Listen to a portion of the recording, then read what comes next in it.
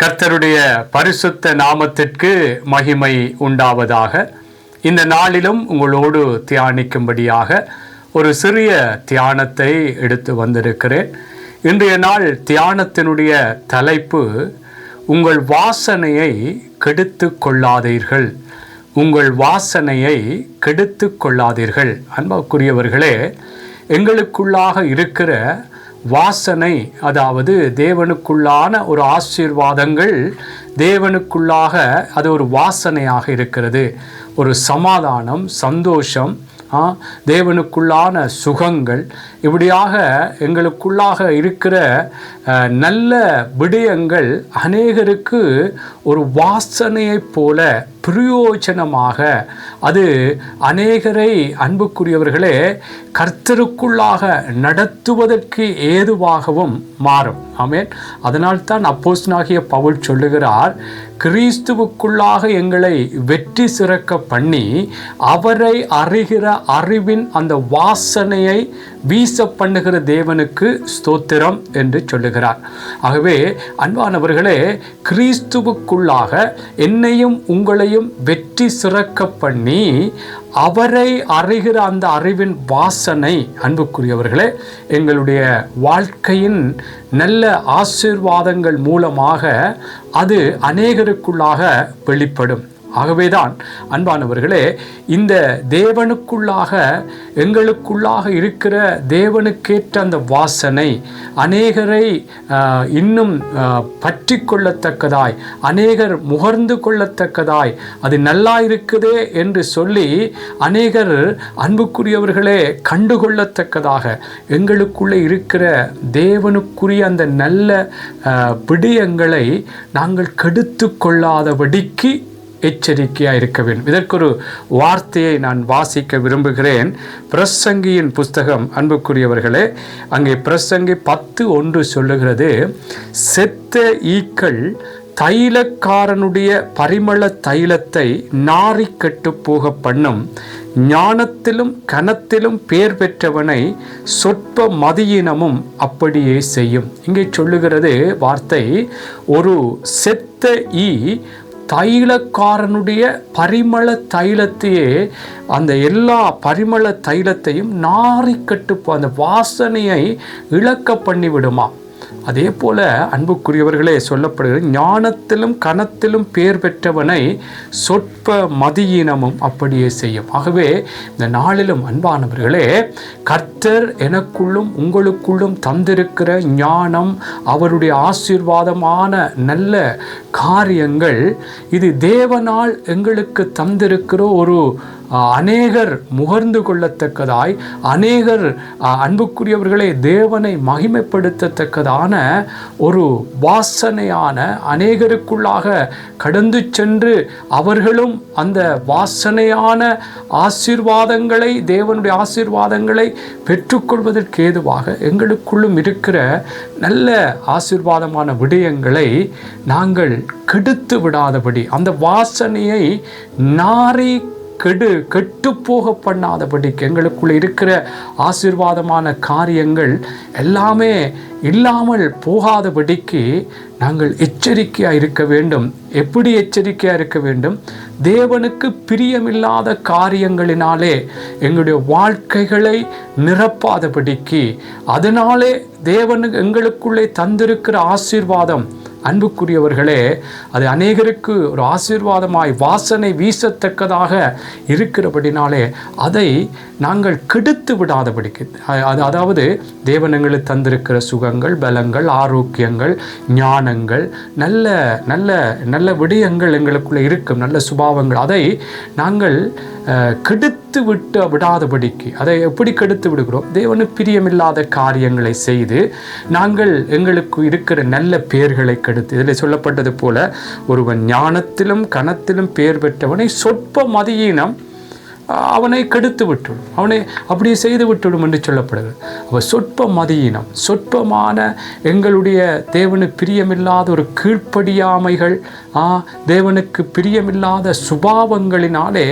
எங்களுக்குள்ளே இருக்கிற தேவன் விரும்புகிற காரியங்களை நாங்கள் கெடுத்து விடக்கூடாது. தேவன் எங்களுக்கு தந்த ஆசீர்வாதங்களை, தேவனுக்கு பிரியமில்லாத காரியங்களை நாங்கள் எங்களுக்குள்ளே உள்படுத்தி அல்லது உள்வாங்கி அல்லது அதை செய்து அன்புக்குரியவர்களே நாங்கள் கெடுத்து விடக்கூடாது. ஒரு செத்த ஈ எப்படி அங்கே பரிமள தைலக்காரனுடைய அந்த தைலத்தையே நாரிக்கட்டு போகலாம். எவ்வளோ வாசனை வீசத்தக்கதான் அந்த பரிமள தைலம், எப்படி அது நாரி போகத்தக்கதாய், அந்த வாசனையை இழக்க பண்ணத்தக்கதாய் அது விட்டு விடுமாம் அந்த ஒரு செத்தை.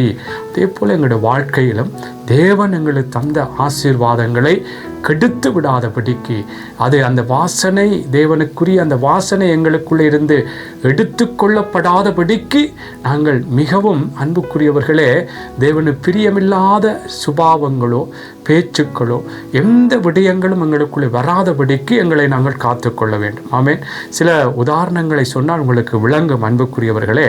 உங்களுக்கு தெரியும், தாவீதை குறித்து வேதம் சொல்லுகிறது தேவனுடைய இருதயத்துக்கு ஏற்ற மனுஷன் என்று சொல்லப்பட்டிருந்தாலும் அவன் ஒரு கட்டத்திலே அந்த வாசனை இழக்கப்படத்தக்கதாய் தேவனுக்குள்ளான ஒரு நல்ல பெயர் அங்கே கெடுக்கப்படத்தக்கதாக அவனுக்குள்ளாக அந்த ஒரு இச்சை அவனுக்குள்ளே கடந்து வந்த பொழுது, அன்பானவர்களே, அங்கே அந்த உரியா என்று சொல்லுகிற அந்த மனுஷனுடைய மனைவியை அவன் அங்கே தன்னோடு சயனிக்கும்படியாக அழைத்தான் என்று வேதம் சொல்லுகிறது. இந்த பாருங்கள், இது ஒரு செத்தை, ஒரு இச்சை, ஒரு செத்தை அவனுடைய நல்ல பெயரையே கெடுக்க பண்ணிவிட்டது. ஆமேன். தாவீதை குறித்து எப்படியான நல்ல காரியங்கள் இருந்த பொழுதும் இந்த விடயம் இன்றைக்கும் பேசப்படுகின்ற பாருங்கள். ஏதோ ஒரு செத்தை, அந்த செத்தையான அந்த இச்சை அன்புக்குரியவர்களே அவனுக்குள்ள இருந்த அந்த வாசனையை, அவனுக்குள்ள இருந்த நல்ல பெயரை கெடுத்து விட்டது. இதில் சொல்லப்படுகிறது, ஞானத்திலும் அதில் கனத்திலும் பெயர் பெற்றவனை சொற்ப மதியினம். இந்த இச்சை அவனை கெடுத்து விட்டது. பாருங்கள், 2 சாமுவேல் 11வது அதிகாரத்தில் இருந்து வாசிக்கிறேன், 4வது வசனம் வரைக்கும். மறுவருஷம் ராஜாக்கள் யுத்தத்துக்கு புறப்படும் காலம் வந்தபோது தாவீது யோவாபையும் அவனோட கூட தனி சேவகரையும் இஸ்ரவேல் அனைத்தையும் அம்மோன் புத்திரரை அழிக்கவும் ரப்பாவை முற்றுகை போடவும் அனுப்பினான். தாவீதோ எருசலேமிலே இருந்து விட்டான். ஒரு நாள் சாயங்காலத்தில் தாவீது தன் படுக்கையிலிருந்து எழுந்து அரமனை உப்பரிகையின் மேல் உலாத்தி கொண்டிருக்கும் போது ஸ்நானம் பண்ணுகிற ஒரு ஸ்திரியை உப்பரிகையின் மேலிருந்து கண்டான். அந்த ஸ்திரி வெகு சௌந்தரவதியாயிருந்தாள். அப்பொழுது தாவீது அந்த ஸ்திரி யாரென்று விசாரிக்க ஆள் அனுப்பினான். அவள் எலியாமின் குமாரத்தியும் ஏத்தியனான உரியாவின் மனைவியுமாகிய பத்சேபாள் என்றார்கள். அப்பொழுது தாவீது ஆள் அனுப்பி அவளை அழைத்து வரச் சொன்னான். அவள் அவனிடத்தில் வந்தபோது அவளோட சயனித்தான். பிற்பாடு அவள் தன் தீட்டு நீங்கும்படி சுத்திகரித்து கொண்டு தன் வீட்டுக்கு போனான். பாருங்கள், இவன் எப்படியாக ஒரு கனமுள்ள ஒரு பெயர் பெற்றவனான ஒரு ராஜா. ஆனால் பாருங்கள், ஒரு சொற்ப இந்த ஆசை, இந்த இச்சை அவனுடைய வாசனையை கெடுக்கத்தக்கதாக கடந்து வந்தது என்று பார்க்கிறோம். இதற்கு பிற்பாடு தேவனுடைய அவனுக்குரிய சில தண்டனைகள் சொல்லப்பட்டாலும், சில காரியங்கள் சொல்லப்பட்டாலும், அவன் தன்னை தேவனிடத்திலே மன்னிப்பு கேட்டு இந்த பாவத்துக்காக தேவனிடத்திலே தன்னை மன்னிப்பு கேட்டு இதற்காக மனம் வருந்தினான் என்று சொல்லி நாங்கள் பார்க்கிறோம். ஆகவே அன்பானவர்களே, எங்களுக்குள்ளும் தேவன் இன்னும் எங்களை ஆசீர்வதித்து இன்னும் அவருடைய நாமத்தின் மகிமைக்கு ஏதுவாய் அவரை அறிகிற அந்த அறிவின் வாசனை எங்களுடைய ஆசீர்வாதங்கள் மூலம், எங்களுக்கு இருக்கிற சுகங்களோ பலங்களோ இந்த பூமிக்குரிய ஆசீர்வாதங்கள் மூலம் அநேகருக்குள்ளாய் தேவனை அறிகிற அந்த அறிவின் வாசனை வீச பண்ணப்படும்.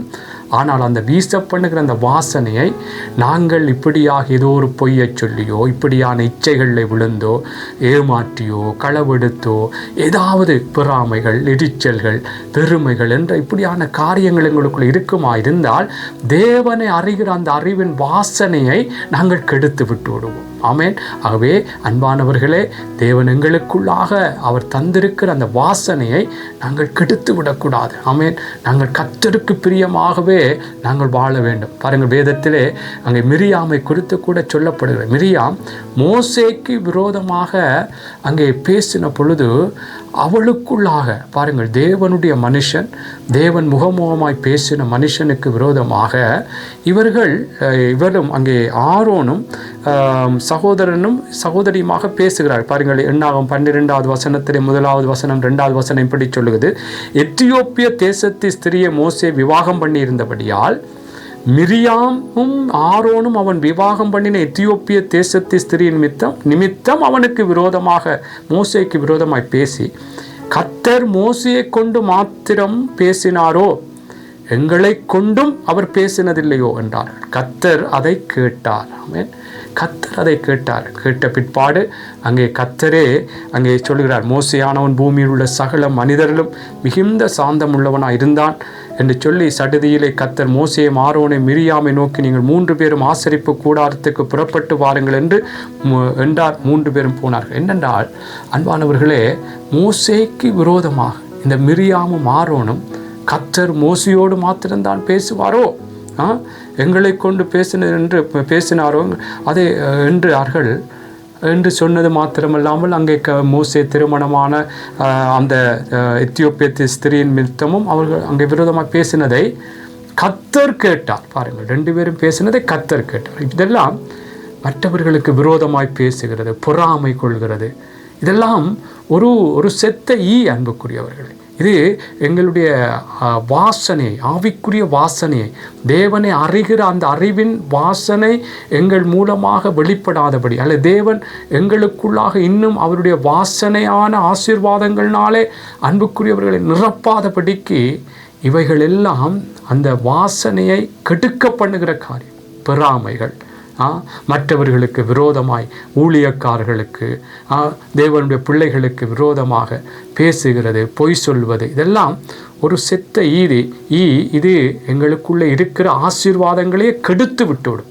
அந்த பரிமள தைலக்காரனுடைய பரிமள தைலத்தை அந்த செத்த நாரி கெட்டு போக பண்ணினது போல, ஒருவன் ஞானத்திலும் கனத்திலும் பேர் பெற்றவனாக இருந்தால் ஒரு சொற்ப மதியினம் அவங்களுடைய அந்த ஞானத்தை, அந்த கனமத்தை எல்லாம் விளக்க பண்ணுகிறது போல, தேவனுங்களுக்குள்ளே தந்திருக்கிற ஆசீர்வாதமான நல்ல காரியங்களையும் அன்பானவர்களே, அது ஒரு தேவனுக்கு அருவருப்பான, தேவன் விரும்பாத காரியங்களை செய்யும் பொழுது அது இழக்க பண்ணிவிடும்.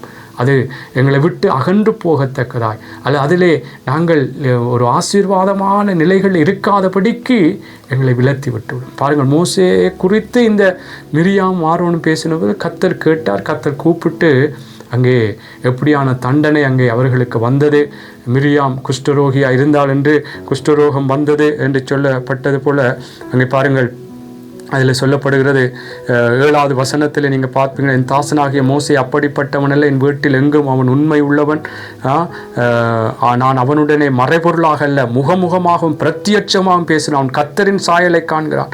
இப்படி இருக்க நீங்கள் என் தாசனாகிய மோசேக்கு விரோதமாய் பேச உங்களுக்கு பயமில்லாமல் போனதென்ன என்றார். கர்த்தருடைய கோபம் அவர்கள் மேல் மூண்டது. அங்கே மேகம் கூடாரத்தை விட்டு நீங்கி போயிட்டு மிரியாம் உறைந்த மலையின் வெண்மை போன்ற குஷ்டரோகியானாள். பாருங்கள், ஆரோன் மிரியாமை பார்த்த பொழுது அவள் குஷ்டரோகியாக கண்டாள். அன்பானவர்களே, இதுதான் ஒரு செத்த பாருங்கள், அவள் எப்படியாக மோசையோடு இருந்து கர்த்தருடைய காரியங்கள் எல்லாம் செயற்படுத்தினால், இந்த ஜனங்களை வழிநடத்தி வந்தாள் என்றெல்லாம் நாங்கள் பார்க்கிறோம். ஆனால் பாருங்கள், ஒரு பொறாமை, ஒரு விரோதமாய் பேசின காரியம், அந்த 2 பேரும் பேசுகிறாள். கர்த்தர் கேட்டார். இதுதான் நான் சொல்லுகிறேன், கர்த்தர் எங்களுக்குள்ளாக தந்திருக்கிற நல்ல காரியங்களை அன்பானவர்களே, நாங்கள் தேவனுக்கு பிரியமில்லாத காரியங்களை செய்தோ பேசியோ நினைத்தோ நாங்கள் கெடுத்து விட வேண்டாம். பாருங்கள், இந்த மிரியாமினுடைய இந்த சம்பவத்தினால் இஸ்ரவேல் ஜனங்களுடைய அந்த கானானை நோக்கி அந்த பிரயாணம் கூட நிறுத்தப்பட்டிருந்ததாம். பாருங்கள், அதில் சொல்லப்பட்டிருக்கிறது, அப்படியே மிரியாம் 7 நாள் 15வது 7 நாள் பாளையத்துக்கு புறம்பே விலக்கப்பட்டிருந்தால் மிரியாம் சேர்த்து கொள்ளப்படும் மட்டும் ஜனங்கள் பிரயாணம் பண்ணாதிருந்தார்கள். பாருங்கள் அன்பானவர்களே, அந்த பிரயாணம் கூட ஸ்தம்பித்து விட்டது.